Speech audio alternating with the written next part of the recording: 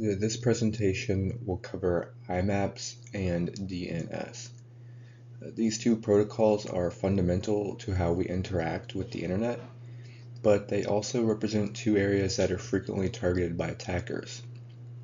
IMAPS, also known as Internet Message Access Protocol Secure, protects how email is retrieved, while DNS, or Domain Name System, is the backbone of name resolution across the web.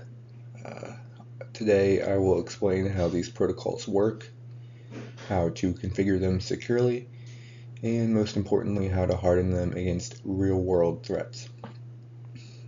The goal is not just to understand what the protocols do, but to see how proper configuration and layered defense can significantly reduce risk in any environment. Starting with IMAPS.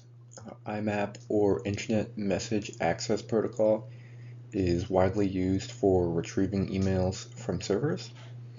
The problem with regular Internet Message Access Protocol is that it communicates over port 143 without any encryption. This means that emails and login credentials are exposed as plain text on the network. IMAPS solves this by using an SSL/TLS encryption over port 993. This secure wrapper ensures that the email content and credentials are protected against interception. So while IMAP provides functionality, IMAPS provides both functionality and security, which is absolutely necessary when sensitive data like this is at stake. On Linux, one of the most popular and reliable applications for IMAP or IMAPS is Dovecot. Configuring IMAPS with Dovecot starts with installing the Dovecot IMAPD package. Once installed, you can enable the IMAP service in the main configuration file. To add encryption, you would provide the SSL/TLS certificate and private key pass for the configuration. These being provided would tell Dovecot to listen on port 993 for secure connections. From this point forward, all communication between email clients and the server would be encrypted, which helps protect against credential theft and potential eavesdropping. Hardening IMAPS is essential. Simply enabling it isn't usually enough.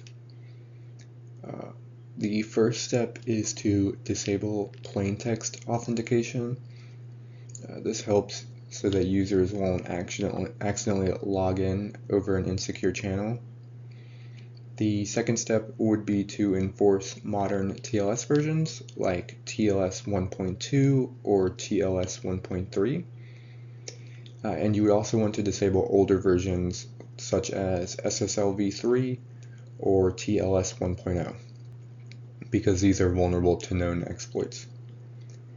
The third recommendation is to limit access using firewall rules. This would allow only trusted networks or IP ranges to connect. These three steps, disabling plaintext, enforcing strong TLS, and restricting access, help significantly strengthen the security posture of IMAPS. Switching over to DNS, or Domain Name System. DNS translates human-readable domain names, like example.com, into IP addresses so that devices can connect to different websites. It's sometimes called the phone book of the internet. The problem is that traditional DNS is insecure. It transmits queries and responses in plain text, which can make it vulnerable to spoofing, cache poisoning, and man-in-the-middle attacks, and other ones. An attacker could redirect users to a malicious site without them realizing it. Some secure alternatives do exist, such as DNS SEC, which provides authenticity checks. Another example is DNS over TLS or HTTPS, which adds encryption. Because DNS is such a critical service, hardening is a must. On a Windows server, DNS can be configured through IIS by installing the DNS server role. Once that role is installed and active, administrators can configure forward lookup zones for domains and reverse lookup zones for IP to name mapping. To secure the setup, you would want to enable a secure zone transfer, which ensures that only authorized secondary DNS servers can request zone data. Another important step is enabling DNS SEC, which signs DNS records cryptographically so clients can verify they haven't been tampered with. This combination of role-based setup, secure transfers, and DNS SEC forms the basis for a secure DNS deployment on Windows.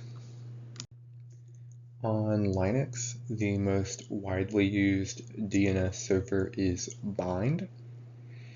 Configuring Bind involves installing the bind9 package and editing the named.conf file to define the different zones. One of the first security steps is to restrict recursive queries, so that only trusted clients like internal networks can use the server for a lookup. Next, zone transfers should be restricted to specific authorized secondary servers. This greatly helps prevent attackers from harvesting domain information. Finally, you would want to enable DNS SEC in Bind because this adds cryptographic signatures to responses. Protecting against cache poisoning and spoofing attacks is also a benefit of this. Like IIS on Windows, Bind offers both flexibility and powerful security options. Hardening with DNS takes things a step further. The first recommended implementation would be DNS SEC, because this is going to consistently help you authenticate responses and prevent potential spoofing. A second recommendation would be to restrict zone transfers to only trusted servers or IP ranges. This helps prevent potential attackers from gaining a full map of your domain infrastructure.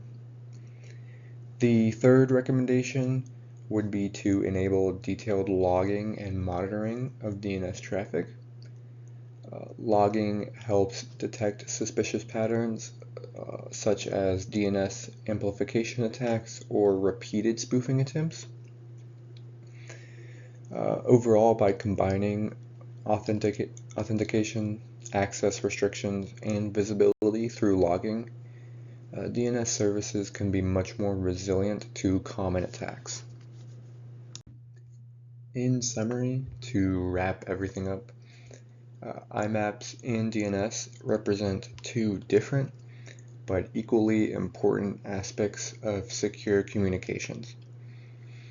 IMAPS ensures that email retrieval is safe. It does so by encrypting connections over port 993, and with the help of Dovecot provides a strong platform for configuration and hardening.